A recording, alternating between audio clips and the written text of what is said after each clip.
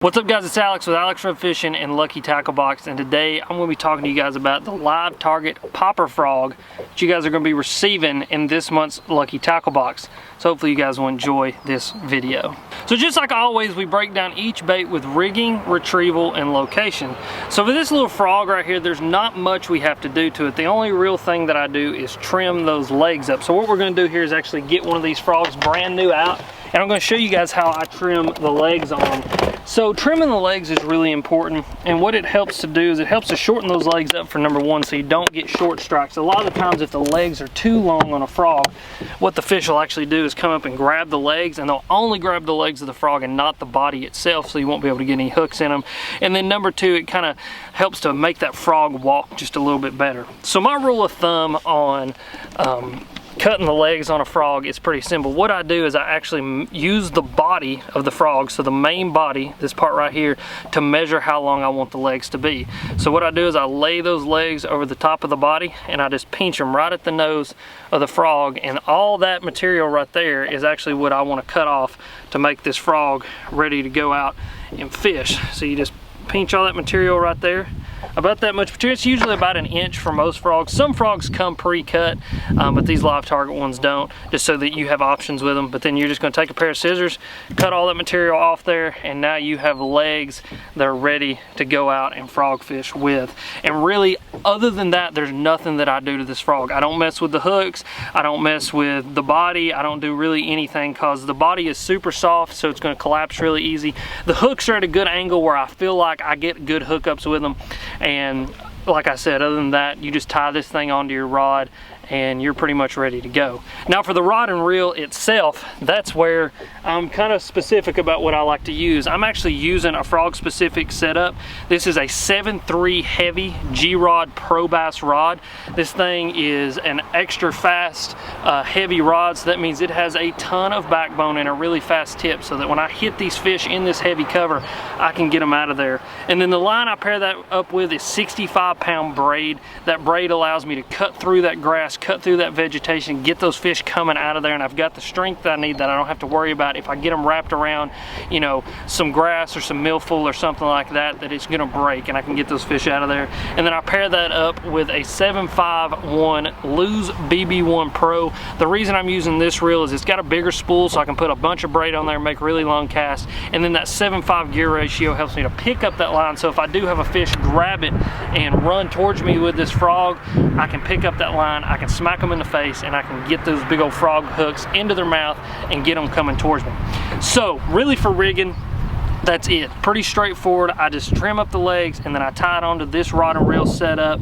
You guys can use a medium heavy rod if you want to, if you're fishing a little more open water, but I would highly suggest if you're fishing that really heavy cover, if you enjoy frog fishing like I do and you want to get them out of that cover, use that heavy rod. It'll help you to get them out of there. But right now we're going to get up on the front of the boat and I'm going to show you and talk to you guys about retrieval and location. All right guys, so let's talk about retrieval and location on this bait, and we're really going to lump them into one thing, and the reason for that is because depending on what location you're fishing in is how I like to retrieve it.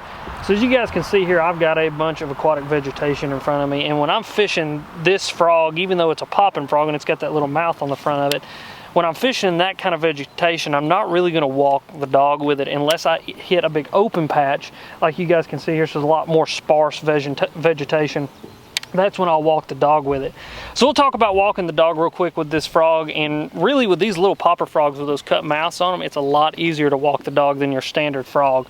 But it's pretty simple how we do it. It's just like walking the dog with any other bait. You're just going to leave a little bit of slack in your line, and you're just going to twitch that slack, and it's going to make that frog dart back and forth. And by doing that, that's what we call walking the dog. So when I'm fishing this more sparse vegetation, that's when I'm really going to try to walk the dog with this bait. Now when I throw up into this really heavy stuff right here is when, you know, you're more just going to kind of chug that frog along. You're just going to kind of keep it twitching, twitch the slack in your line, just so if there is an open spot, it'll kind of dart back and forth. But for the most part, you can't really do that. So you're kind of just trying to make that frog look like a bluegill or even a frog or a bait fish coming through that cover, and you just kind of twitch it. And for me, what I like to do is I actually like to throw some pauses in there. So I just kind of like twitch, twitch, twitch, twitch, pause it, twitch, twitch, twitch, pause. And, you know, and you can kind of play with your retrieves with this thing to see what the fish are wanting, because sometimes they want just a straightforward chug. Other times they want it kind of darting back and forth. They want some pauses thrown in there. But you kind of just got to fish the moment, figure out what the fish are wanting. And, you know, really this grass, what makes it so good is, number one, there's oxygen.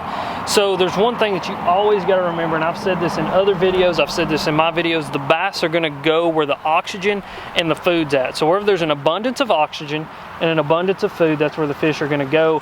And this time of year, there's really two options for fish. They can either go out deep, and they can get in that deep, cool water, and a lot of the times that's where the bait fish will go.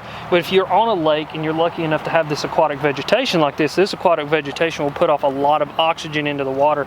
And what that does is, number one, it allows those fish to breathe. You know, you got to imagine, you want to be in a place where you can breathe well and eat well, and these bass want to do the same thing. So this grass puts off a lot of oxygen so they can breathe well. That in turn attracts the bait fish, the crawdads, the bluegill, and then it attracts the bass. So, you know, and plus it gives them a kind of a home to live in. This grass, there's plenty of shade, there's things for them to get up against. They get up under that grass, they feel safe, they can ambush their food, and then they've got plenty of oxygen to breathe. And really, when you have those things, it makes for a perfect environment for these fish to live in. And breaking down stuff like this, really what you want to do is, for me, I like to start on the outside edges and start to work in. Usually what those bass will do is they'll sit near the edge of this grass. So you can kind of see that grass makes a line up through there and kind of makes a bend. And what they'll do is they'll actually sit in those edges, and they use those edges as ambush points. And then sometimes they'll just get way back in the vegetation. They'll hang out in there and just come up through it, blow up on whatever comes over the top of their head.